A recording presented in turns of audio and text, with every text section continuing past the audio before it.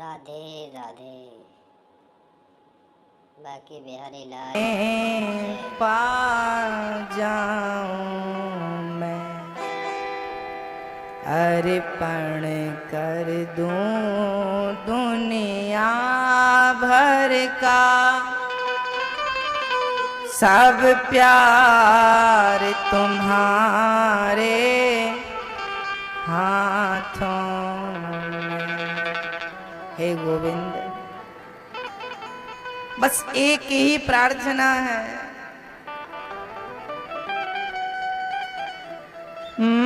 मैं कामी हूँ, मैं क्रोधी हूँ, मैं कामी हूँ, मैं क्रोधी हूँ, मैं लोभी हूँ, मैं रोगी हूँ। तारो ना तारो अब भगवन, तारो ना तारो अब भगवन, अनिरोध तुम्हारे चरणों में अब सौंप दिया इस जीवन का। सौंप दीजिए सब कुछ, तारो ना तारो मर्जी तुम्हारी। हे गोविंद, द्रौपदी उत्तरा जब भगवान के श्री चरणों में आई, भगवान ने उसके गर्भ की रक्षा करी। जो कोई नहीं कर सकता ना, वो भगवान कर सकते हैं। इसलिए सदा भगवान की शरण में रहना चाहिए, भगवान के बनकर रहना चाहिए। समर्पण भगवान के श्री चरणों में हो बस। भक्तों,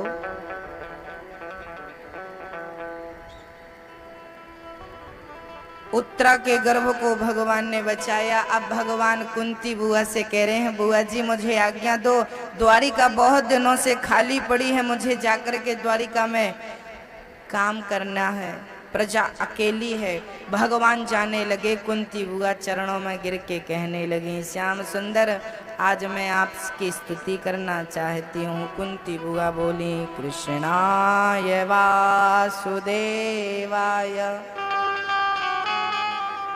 देवकी नंदनाय च नंद गोप कुमाराय गोविंदाय नमो नमः।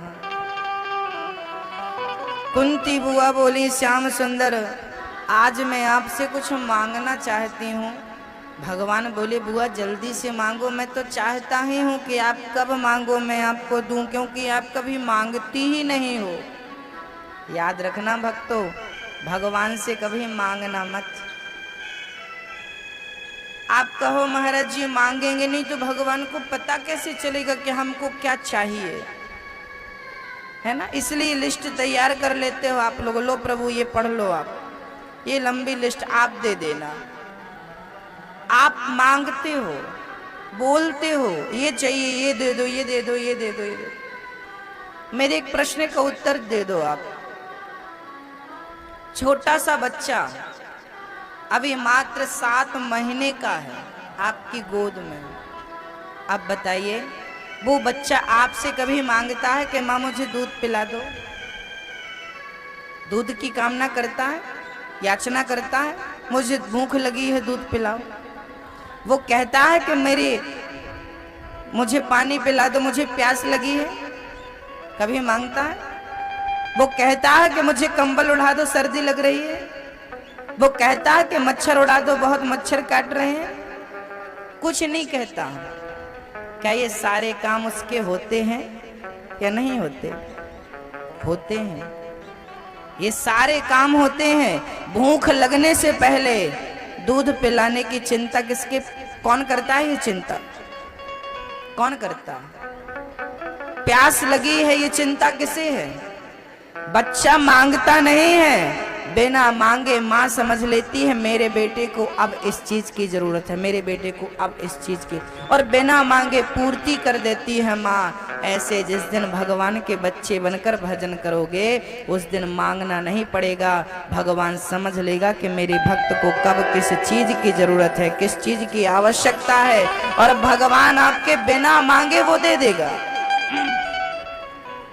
आपको केवल बच्चा बनना होगा, सिर्फ उस बच्चे की तरह जैसे वो बच्चा माँ की शरण में है, ऐसे आपको उसकी शरण में जाना है और कुछ नहीं करना। आपने कभी गाय पाली है कि नहीं? नहीं पाली? चलिए मैं उनकी बात बताता हूं जो पालते हैं। जो गाय पालते हैं ना, उनको चिंता होती है कि मेरी गाय भूखी होगी। मालिक को चिंता होती है कि मैंने पानी नहीं पिलाया था, वो 1000 काम छोड़ के पहले जाएगा, बाल्टी में पानी भरेगा और गौ माता को रखेगा। 1000 काम छोड़ करके वो जाएगा, भूसा लाएगा, चारा लाएगा और पहले गौ माता को खिलाएगा। क्यों? क्यों याद आती है गौ माता की? अच्छा, वो अपनी गाय की सेवा तो करता है लेकिन दूसरे की गाय को देखता भी नहीं है। उसकी गाय भूखी है कि प्यासी है? क्योंकि ये गाय मेरी शरण में है, वो गाय मेरी शरण में नहीं है। जो मेरी शरण में होगा मैं उसकी चिंता करूंगा ना। जो भगवान की शरण में होता है भगवान उसकी चिंता करते हैं, उसकी परवरिश करते हैं, उसको दुख आने ही नहीं देते। आपको मात्र एक ही काम करना है, जैसे गाय मालिक के अधीन होती है, मालिक की शरण में होती है तो मालिक को चिंता करनी होती है। आप भगवान की शरण में चले जाइए, आप निश्चिंत हो जाइए, आप तो चिंतन करिए। वो बैठा है ना चिंता करने के लिए। लोग चिंता करते हैं, टेंशन लेते हैं। अरे भाई, आपके चिंता करने से होगा क्या? क्या समस्या का समाधान चिंता है? यदि चिंता ही समस्या का समाधान है तो चिंता कर लो। सब लोग आइए, हम भी करते हैं चिंता, हो जाना चाहिए उसका समाधान। पर चिंता समस्या का समाधान नहीं है, चिंता मार्ग नहीं है, चिंता चिता है। चिता मुर्दे को जलाती है, चिंता जिंदा को जला देती है। आप चिंता मत करिए, आप चिंतन करिए। क्या करिए? चिंतन, स्मरण करिए भगवान को, भगवान को याद करिए, भगवान को दिन रात याद करिए, जैसे मीरा याद करती थी, जैसे गोपियां याद करती थी। बस कुछ मत करिए, केवल याद करिए।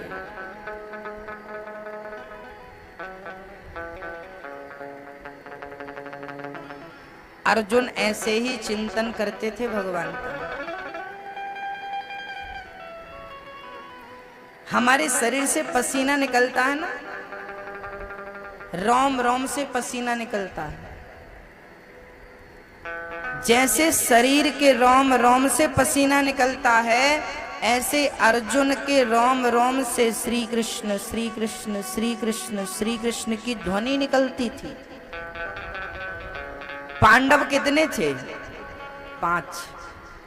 इन 5 में भगवान ने अर्जुन का ही रथ क्यों चलाया? युधिष्ठिर जी का रथ चला लेते, भीम भैया का रथ चला लेते, नकुल और सहदेव का रथ चला लेते भगवान, पर अर्जुन को ही क्यों चुना भगवान ने? क्योंकि अर्जुन भगवान के परम भक्त थे। गीता का ज्ञान भगवान ने युधिष्ठिर जी को क्यों नहीं सुनाया, अर्जुन को ही क्यों सुनाया? क्योंकि अर्जुन पात्र थे, योग्य थे। योग्यता कैसी थी? अर्जुन भगवान के ऐसे भक्त थे कि एक बार अर्जुन द्वारिका गए, भगवान ने द्वारिका में स्वागत किया। अर्जुन थके थे तो भगवान ने कह दिया कि अभी भोजन तैयार हो रहा है, आप जाकर तब तक विश्राम करिए, मैं आपको उठाऊंगा भोजन करने के लिए। अर्जुन गए और विश्राम करने लगे। तब तक भोजन तैयार हुआ। भगवान ने रुक्मणी को भेजा, जाइए और अर्जुन को उठा कर लाइए। जब रुक्मणी जी गईं तो वहां रुक्मणी जी अर्जुन को देखकर दंग रह गईं। अर्जुन सो रहे थे और अर्जुन के शरीर से ध्वनि निकल रही थी, श्री कृष्ण श्री कृष्ण श्री कृष्ण श्री कृष्ण श्री कृष्ण। रुक्मणी जी उस ध्वनि में खो गईं, भूल गई कि मैं किस लिए आई थी, और बस रुक्मणी भी जपने लगी, श्री कृष्ण श्री कृष्ण श्री कृष्ण श्री कृष्ण। भगवान ने देखा रुक्मणी अभी तक नहीं आई, सत्यभामा को भेजा, जाओ जरा रुक्मणी और अर्जुन को बुला कर लाओ। चल पड़ी सत्यभामा जी, और जैसे ही वो कमरे में गईं, याद रखना आप अपने कमरे में परफ्यूम लगाते हैं तो पूरे घर में खुशबू पहुंच जाती है। आपने परफ्यूम अपने ऊपर डाला पर पूरा घर खुशबू से गमगमा उठा। ऐसे ही एक ही भगवान का भजन कर ले, उस भजन की खुशबू सब तक अपने आप पहुंच जाती है, प्रभाव अपने आप पहुंच जाता है। एक भजनानंदी हो जाए तो उसकी सानिध्यता में रहने वाले 10 भजनानंदी हो जाते हैं। ये संगत का असर है। सत्यभामा जी गई और जब उन्होंने रुक्मणी जी को कृष्ण कृष्ण उच्चारण करते सुना, उनको बहुत अच्छा लगा और वो भी साथ में बोलने लगी, श्री कृष्ण श्री कृष्ण श्री कृष्ण। और सुर ताल पर वो चल रहा था, श्री कृष्ण श्री कृष्ण। रुक्मणी जी नाचने लगी, झूमने लगी। तब तक नारद जी आ गए। नारायण नारायण। भगवान बोले, नारद जी आप जरा रुक्मणी और सत्यभामा को बुलाइए, जरा अंदर है। नारद जी गए और नारद जी ने भी जब ध्वनि सुनी तो नारद जी वीणा बजा करके श्री कृष्ण श्री कृष्ण श्री कृष्ण बड़े प्रेम से नाचने लगे। नारद जी वीणा बजाने लगे।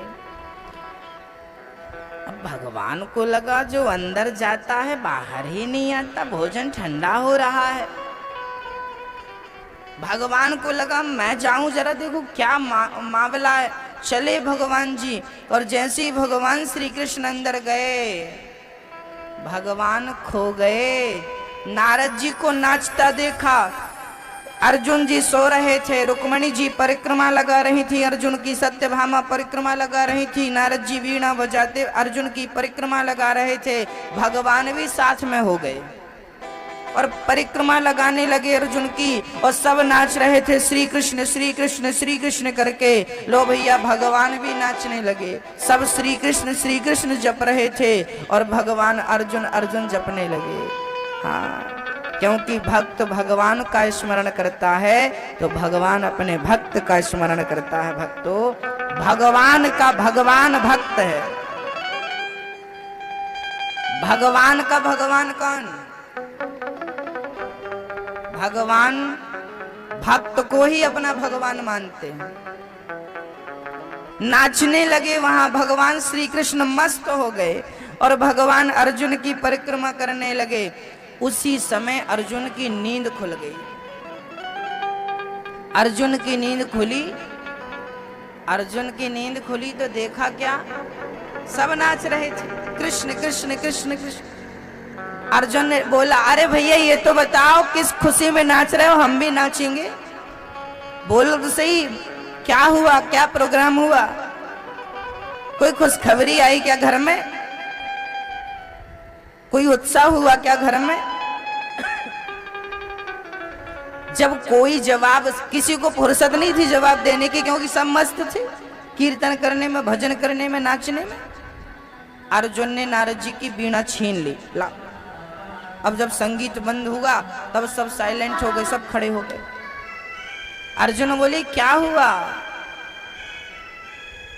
कन्हैया बोले अर्जुन मत पूछो क्या हुआ, तुम तो सो जाओ, क्योंकि तुम सोओगे तो हम नाचेंगे, हमारे सोने में क्या है। भगवान ने कहा अर्जुन आपके शरीर के रोम रोम से श्री कृष्ण की ध्वनि निकल रही थी, उस ध्वनि में ये सब मस्त हो गए। अर्जुन भगवान के ऐसे भक्त थे कि अर्जुन के शरीर से रोम रोम से कृष्ण कृष्ण निकलता था। इस कोटि के भजनानंदी संत थे अर्जुन। इसलिए भगवान अर्जुन से सबसे अधिक प्रेम करते हैं। माँ अपने बच्चे से प्रेम करती है, भगवान अपने भक्त से प्रेम करते हैं। इसलिए भक्त कहता है कि त्वमेव माता च पिता त्वमेव, मात पिता तुम मेरे। हमारे माई बाप तो भगवान ही है। जैसे माँ बच्चे से प्रेम करती है, से वो जिस दिन हम उससे माँ कह देंगे उस दिन वो भी हमें बच्चे की तरह प्यार करेंगे। आज के लोग परेशान क्यों हैं?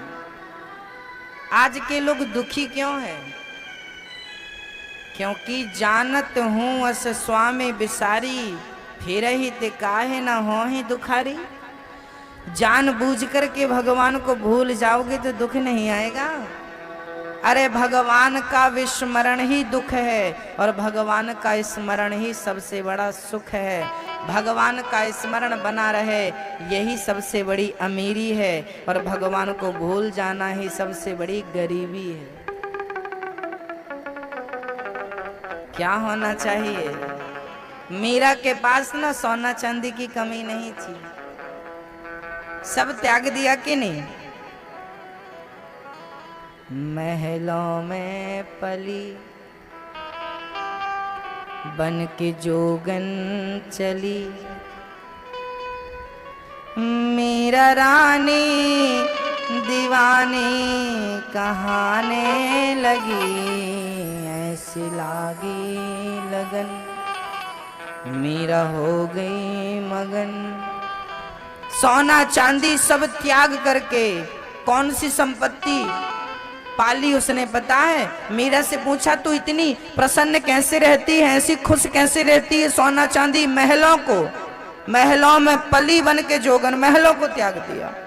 किसी ने कहा मीरा तू इतनी खुश कैसे रह लेती है? मीरा ने कहा मैंने संपत्ति पाई है, मेरे पास ढेर धन है, बहुत सारा धन है। कौन सा धन है? तब मीरा ने कहा पायो जी मैंने राम रतन धन पायो, पायो जी मैंने। कौन सा धन?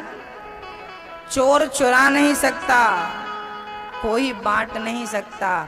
सबसे बड़ी संपत्ति है राम नाम, कृष्ण नाम ही सबसे बड़ा धन है। लेकिन छोटे से बच्चे को, आप छोटे से बच्चे को देखो ना, तो छोटे से बच्चे से एक बार मैंने एक छोटे से बच्चे से कहा बेटा बोल तुझे क्या चाहिए? पैसा चाहिए, धन चाहिए, क्या जो बोलेगा सब। बोले हमें कुछ नहीं चाहिए, हमें लॉलीपॉप चाहिए।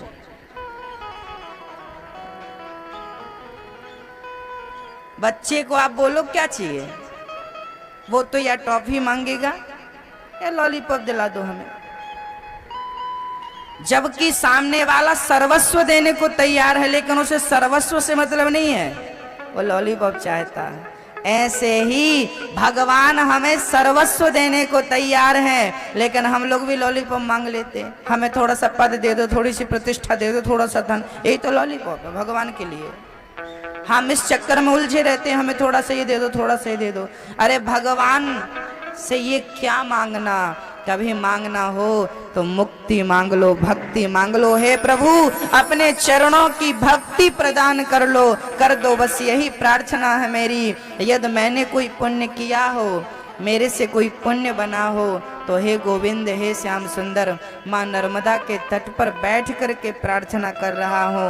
यदि कोई भी पुण्य हुआ हो इस दास से, तो इस पुण्य के बदले मुझे अपने चरणों की भक्ति देना और इतना अनन्य प्रेम देना कि कितनी भी संपत्ति मिल जाए, कितना भी पद मिल जाए, ना संपत्ति में उलझूं, ना पद प्रतिष्ठा में उलझूं, सदा आपके चरणों का चिंतन करता रहूं, सदा आपके श्री चरणों का ध्यान करता रहूं, बस यही संपत्ति चाहिए।